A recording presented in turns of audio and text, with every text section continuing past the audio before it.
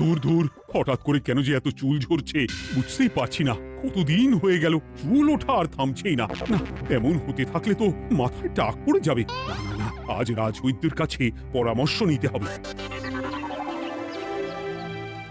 কি ব্যাপার মহারাজ, আজ আপনাকে এমন চিন্তিত দেখাচ্ছে কেন?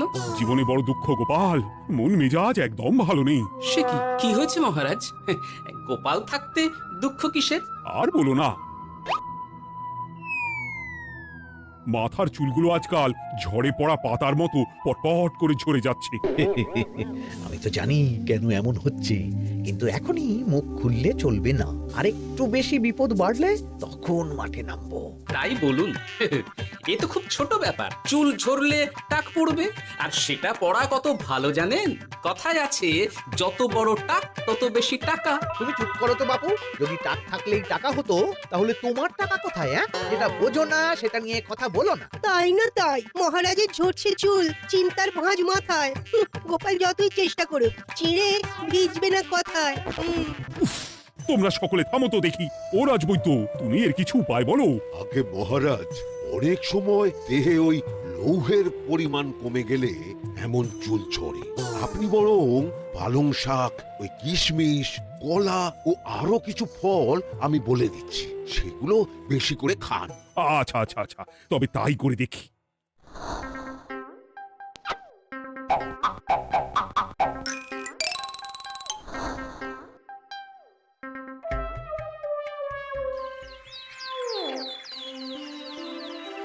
ও রাজবৈদ্য, তোমার কথা মতো শাক পাতা ফলমূল সবই তো খেলাম, চুল ঝরা বন্ধ তো হলোই না। তো জানতামই এমন হবে। কিন্তু মহারাজ, এমনটা তো হওয়ার কথা নয়। কিন্তু হচ্ছে তো। আরে আমার সাধের চুল, কোথায় চলে গেলি সব? এর জন্য তুমি দায়ী। তুমি এর জন্য শাস্তি পাবে বৈদ্য। আমাকে আমাকে ক্ষমা করে দিন মহারাজ, এমনটা হবে এ তো আমি ভাবতেই পারিনি। কিছু মনে করবেন না মহারাজ, ছোট মুখে বড় কথা বলছি, কিন্তু সত্যি এখানে রাজবৈদ্যর কোনো দোষ নেই। ওকে শাস্তি দেওয়াটা ঠিক হবে না মহারাজ। দেখেছেন মহারাজ, গোপালের সাহসটা দেখেছেন? আপনার মুখের উপর কথা বলছে। তা বলি, তুমি যখন এতই বোঝো, তাহলে নিজেই একটা আস্ত লোহা খেয়ে দেখো না, তোমার মাথায় চুল গজাচ্ছে কিনা। ঠিকই আছে, এসব মূর্খের মতো কথা কেবল আপনার থেকেই আশা করা যায় মন্ত্রী মশাই।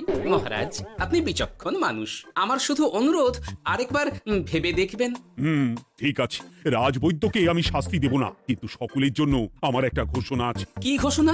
আমার এই কঠিন সমস্যা যে দূর করে দিতে পারবে, তাকে আমি বিশেষ পুরস্কারে ভূষিত করব। এই তো পেয়েছি, এই সুযোগ কোনোভাবেই হাতছাড়া করা চলবে না। এবারের সমস্যাটা সত্যি বেশ কঠিন। কি করলে যে মহারাজের চুল পড়া বন্ধ হবে সেই উপায় মাথাতেই আসছে না। হঠাৎ করে কেন যে এমন হলো কে জানে।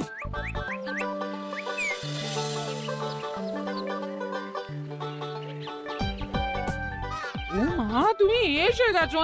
একটু বসো, আমি তেলটা মেখেই হাত ধুয়ে খাবারটা বাড়ছি। হ্যাঁ, সে ঠিক আছে, কিন্তু তুমি কিসের তেল মাখছো এটা? কি আবার মাথার চুলের তেল? এখানেও চুল, ওদিকে মহারাজেরও চুল ঝরে পড়া নিয়ে আমরা সবাই হিমশিম খাচ্ছি গিন্নি। আরে মহারাজের অত সুন্দর কালো চুলগুলো ঝরে যাচ্ছে, এ তো ভারী দুঃখের কথা। সে আর বলতে। ওই জন্যই তো আমি বাবা মাথায় এই জড়িবুটি তেল মাখি, এতে চুলের গোড়া শক্ত করে, চুলকে ভালো রাখে, নতুন চুল গজায় সব। হ্যাঁ। কি কি বললে? নতুন চুলও গজায়? সত্যি? হ্যাঁ। বাহ, তাহলে আর চিন্তা কি। আমাকে এই তেলটা একটু দিতে পারবে গিন্নি? মহারাজকে দিয়ে আসি। উনি বলেছেন যে ওনার সমস্যা দূর করতে পারবে তাকে উনি পুরস্কার দেবেন। ওমা, এই তাই নাকি? এই তো দারুণ ব্যাপার গো। নাও নাও নাও, তেলখানা নিয়ে মহারাজকে কাল দিয়ে এসো তাহলে, আর জানিয়ে দিও দিনে 2 বার কিন্তু তেল মাখতেই হবে। হ্যাঁ। আচ্ছা ঠিক আছে।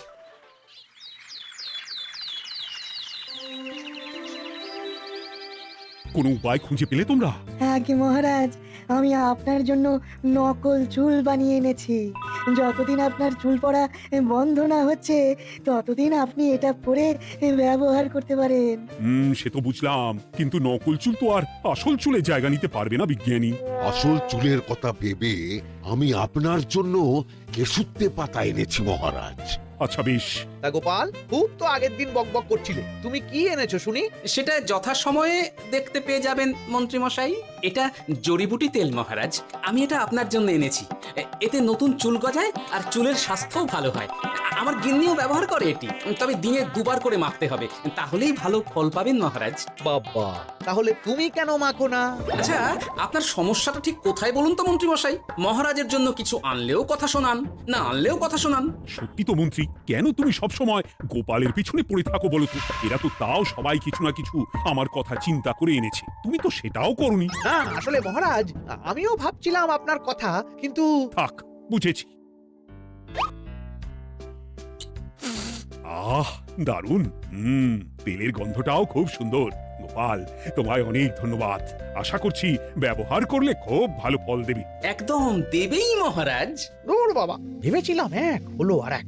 কোথা দিয়ে যে গোপালটা মাঝখান দিয়ে এসে নাক গলিয়ে ঢুকে পড়ে, খুব শক্ত পুরস্কার নেওয়ার। দেখাচ্ছি মজা।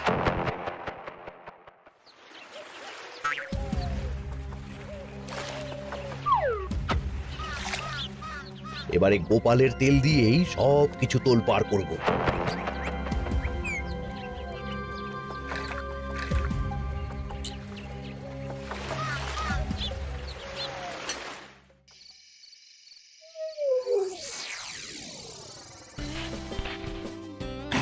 ব্যাস, হয়ে গেল দুবার মাখা। গোপাল বলেছিল এতেই ভালো ফল পাবো, কিন্তু এখন মাখার পর মাথাটা কেমন জ্বালা জ্বালা করছে মনে হচ্ছে। হয়তো নতুন চুল গজাবে বলে এমন হচ্ছে, কাল সকালে বোঝা যাবে। এতক্ষণে বোধ হয় ছোট ছোট চুল গজিয়েই গেছে। কি এটা চুল গজানোর তেল ছিল নাকি পড়ে যাওয়ার? হে ভগবান, যেটুকু বাকি ছিল সেটাও ঝরে পড়ে টাক পড়েই গেল। গোপালই হলো যত নষ্টের গোড়া। আজ আসুক সভায়।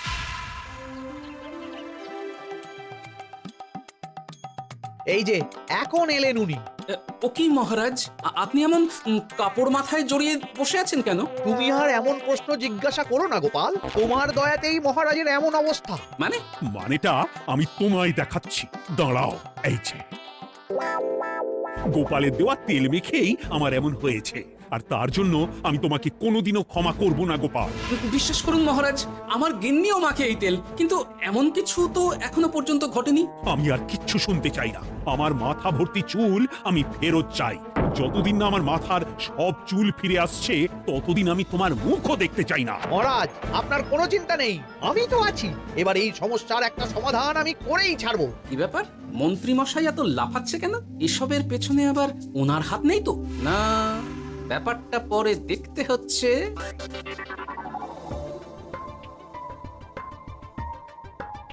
আমি বলি কি মহারাজ, এই সময়টা বরং আপনি নকল চুলটা মানে মানে পর চুলা ব্যবহার করুন। হ্যাঁ, অগত্যা, কিছু তো একটা গন্ডগোল আছেই। গিন্নিও তো রোজ মাথায় তেল মাখে, কই এমন তো হয় না। মন্ত্রী যদি কিছু করেও থাকে, তাহলেও হাতে নাতে ধরবো কিভাবে? ও কি গো গোপাল দাদু, এখন এই সময় তুমি রাজসভা ছেড়ে এখানে? তোদের দাদু আর রাজসভায় যাবে না রে? কি বলছো গো? কেন? আর কেন, বিনা দোষে এমন শাস্তি। তোমায় শাস্তি দিয়েছে, তুমি শুধু বলো কে তোমার সাথে কি করেছে, বাকিটা আমরা বুঝে নিচ্ছি। আচ্ছা বলছি, কৃষ্ণনগরের মন্ত্রী মশাইয়ের বাড়িটা কোন দিকে একটু বলতে পারবেন? কৃষ্ণনগরে নতুন নাকি?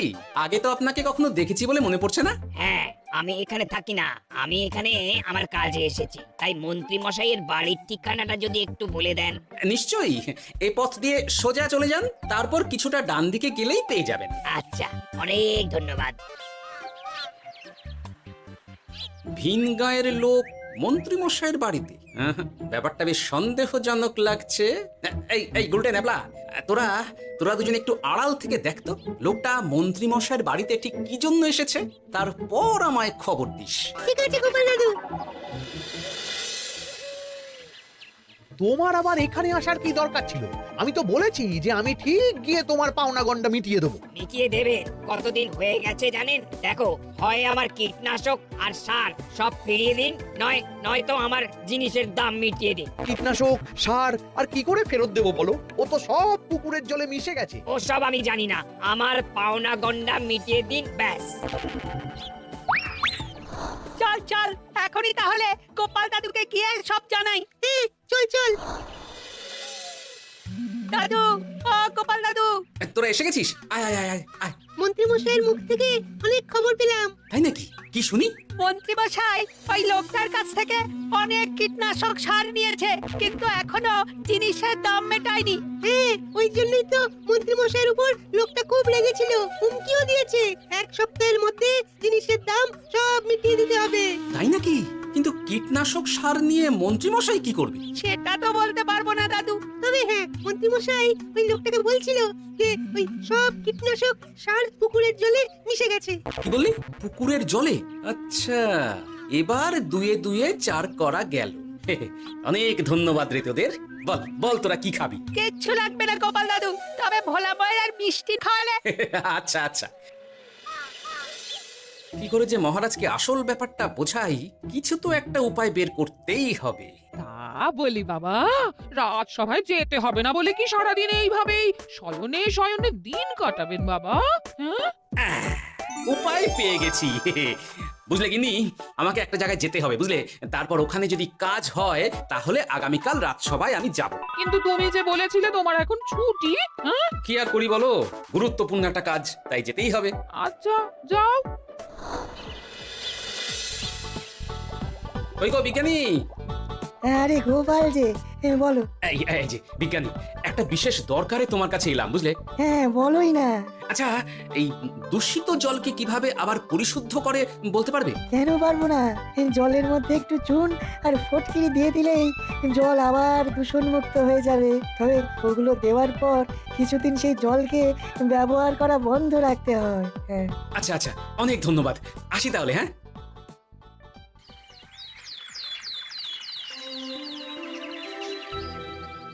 ছায়া পড়েছে, ছায়া পড়েছে, আমি বেশ বুঝতে পারছি তার ছায়া পড়েছে এখানে।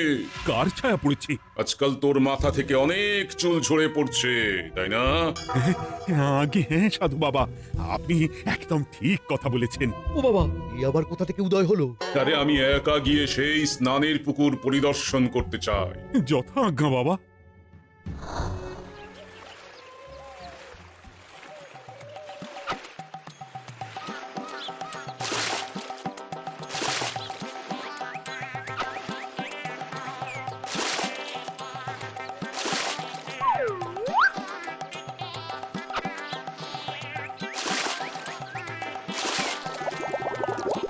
যাক বাবা, মোটামুটি সপ্তাহখানেক এভাবে থাকলেই পুকুরের জল আবার আগের মতো পরিষ্কার হয়ে যাবে। এবার শুধু মহারাজকে একটু বুঝিয়ে বললেই হয়ে যাবে।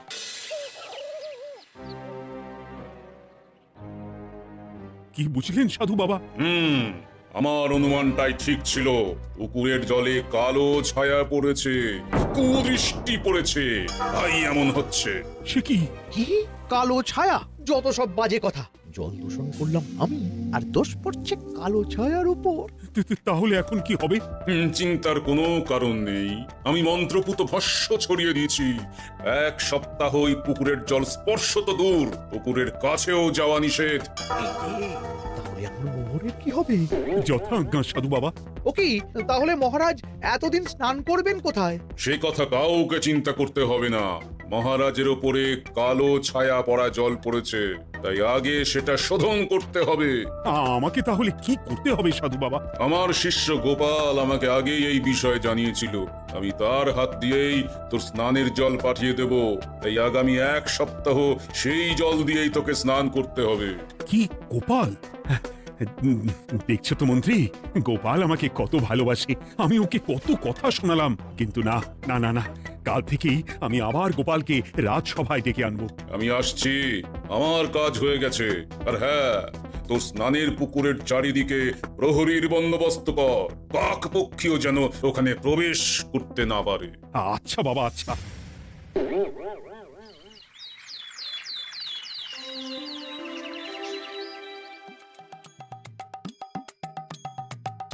গোপাল, তোমাকে আবার এখানে দেখতে পেয়ে আমার খুব ভালো লাগছে। তোমার গুরুদেব গতকাল এসেছিলেন, কিছু মনে করো না। না বুঝেই তোমাকে অনেক কথা শুনিয়েছি। না মহারাজ, আমি জানি আপনি আমাকে খুব ভালোবাসেন, তাই আমি কিছু মনে করিনি মহারাজ। এই নিন, আমি আপনার স্নানের জল এনেছি। হ্যাঁ হ্যাঁ হ্যাঁ, দাও দাও দাও।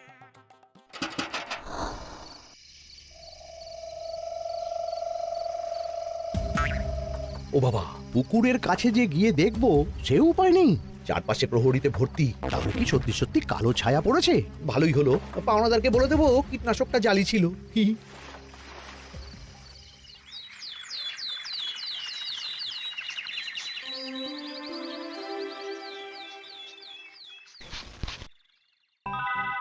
এই তো আমার সেই পুরনো কালো চুলগুলো আবার ফিরে এসেছে। আহা, কি যে আনন্দ হচ্ছে দেখে। আজ 1 সপ্তাহ সম্পূর্ণ হলো। গোপালের জন্য আমার স্নানের পুকুর থেকে কালো ছায়া দূর হয়েছে। আমাকে এই সমস্যা থেকে দূর করার জন্য আমি গোপালকে 100টি মোহর উপহার দিতে চাই। ধন্যবাদ মহারাজ। দূর, আমার আর ভালো লাগে না। সব সময় গোপালই মোহর পায়, এটা তো আমার পাওয়ার কথা ছিল। এদিকে আজকে পাওনাদারও আসবে।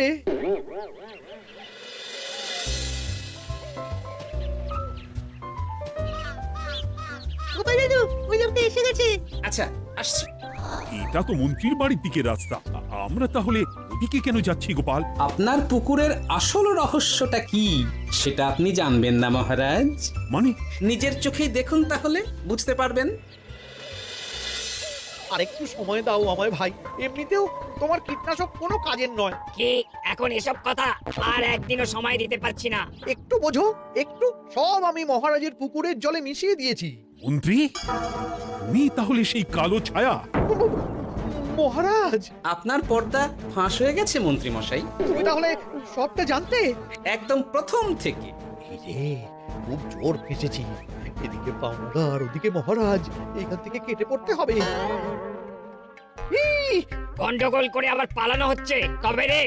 বলো, কেন করেছিলে? মহারাজ, আমি ভেবেছিলাম আপনার সব চুল উঠে গেলে আমি আপনার কাছ থেকে চুল গজানোর ওষুধ দেওয়ার নামে অনেক টাকা লুটবো। কিন্তু সেই ভাবনা ভাবনাই থেকে গেল, সেগুলো যে বালি হয়ে গেল। ভাবা যায় চুলের জন্য চুলোচুলি, হ্যাঁ?